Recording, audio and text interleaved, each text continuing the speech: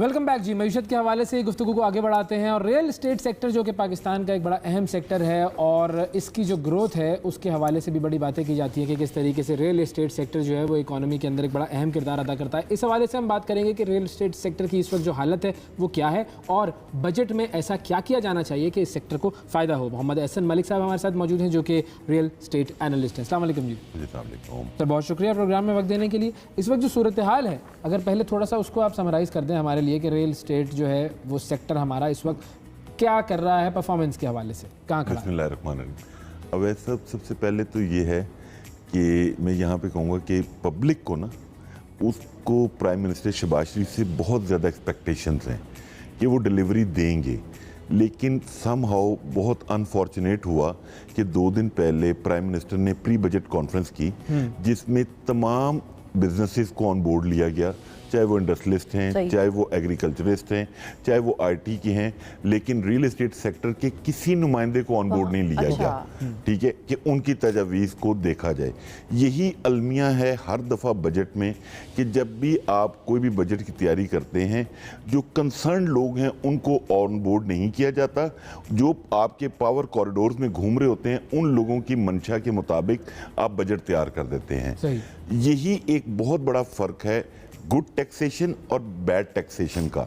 Good taxation वो है जो पब्लिक एक्सेप्ट कर लेती है और वो पे करती है। बैड टैक्सेशन वो है जिसको पब्लिक एक्सेप्ट नहीं करती, गवर्नमेंट उससे कुछ रेवेन्यू जनरेट कर लेती है बट इकोनॉमिक व्हील में वो कोई मेजर शेयर नहीं डाल पाती।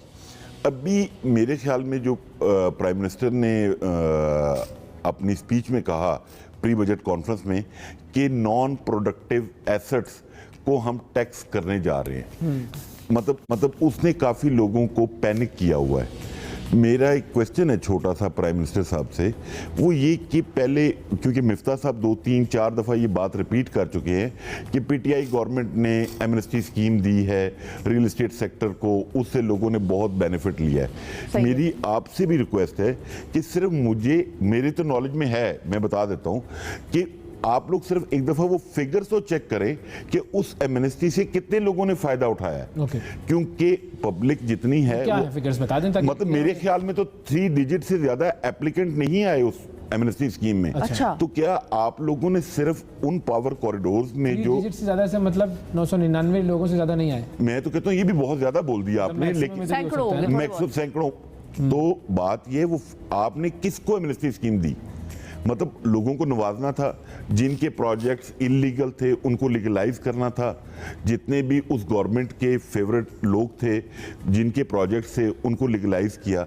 अभी खुदारा आप अगर इस सेक्टर को बंद करेंगे तो आप कल ही एक चीज़ सोचे कि जो आपको फॉरेन रेमिटेंस आती है, जिन पैसों के लिए आप लोगों से मुल्कों से भीख मांग रहे हैं, वो पाकिस्तानी यहाँ पे फॉरेन रेमिटेंस इस सेक्टर के लिए भेजते हैं। तो फायदा क्या? आपका एक एग्जाम था कि जी रियल एस्टेट सेक्टर को खोल दिया जाए पूरा तरीके से, जब कोविड भी था तो जी रियल एस्टेट पे काम हो रहा है। वो रियल एस्टेट जो है जो कि जिसकी प्राइस के अंदर इन्फ्लेशन आया क्योंकि वो ज़्यादा लोगों ने ख़रीदना शुरू किया, ज़्यादा उसकी बाइंग सेलिंग होना शुरू हुई, तो क्या वो एकदम सही था या नहीं? नहीं, वो अंडरस्टैंडिंग थोड़ी सी गलत है। वो अंडरस्टैंडिंग ये है, खान साहब की अगर आप स्पीच ले लेंगे ना अप्रैल की, जब कोविड में उन्होंने कंस्ट्रक्शन पैकेज अनाउंस किया, वो पैकेज उन्होंने बिल्डर्स के लिए अनाउंस किया था। और मैंने यहीं पे इसी चैनल पे मालिक साहब के शो में आके इसको अपोज किया था फर्स्ट टाइम कि भाई आप ज़मीन को मरात दिए बगैर कंस्ट्रक्शन इंडस्ट्री नहीं चला सकते। उस कंस्ट्रक्शन पैकेज में बिल्डर्स एंड डेवलपर्स के लिए यूज था, रियल एस्टेट एजेंट के लिए नहीं था।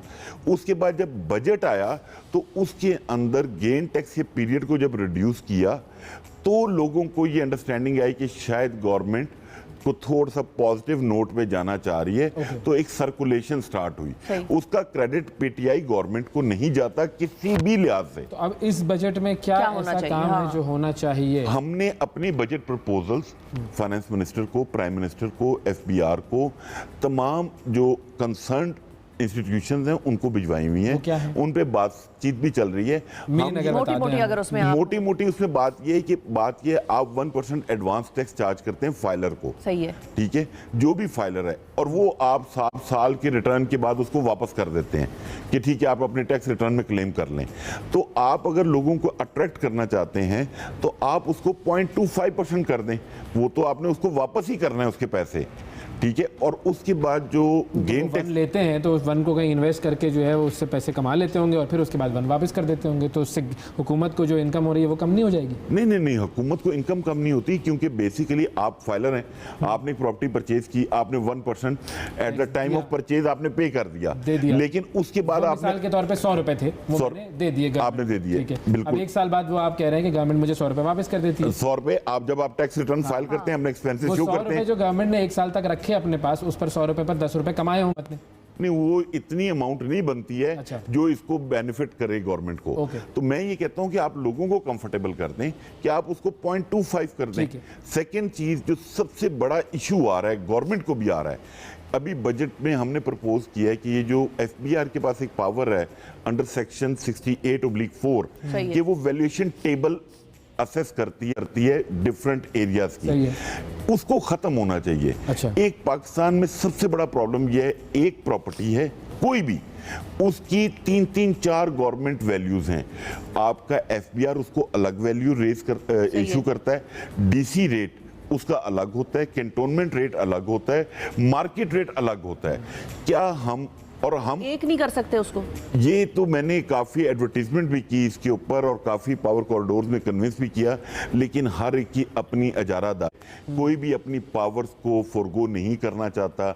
लेकिन शहबाज साहब से हमें बहुत उम्मीद है कि शायद वो अगर ये कर देंगे तो जो एक वैल्यू हो जाए मार्केट में, पूरे पाकिस्तान में एक प्रॉपर्टी है ना, मतलब डीसी रेट भी गवर्नमेंट का दायरा तय करता है, एफबीआर रेट भी गवर्नमेंट का दायरा तय करता है। क्या एक वैल्यू नहीं हो सकती? और हम ओवरसीज पाकिस्तानी के सामने स्टेट एजेंट एम्बेरस होते हैं, वो हंसते हैं हम पे कि यार प्रॉपर्टी एक है, आप बता रहे डीसी ये वो कुछ कह रहा है, वो कुछ कह रहा है और मार्केट रेट कुछ है। तो अगर ये इस पे अगर ये लोग कर देंगे तो मेरे ख्याल में काफ़ी चीज़ें बेहतर हो जाएंगी।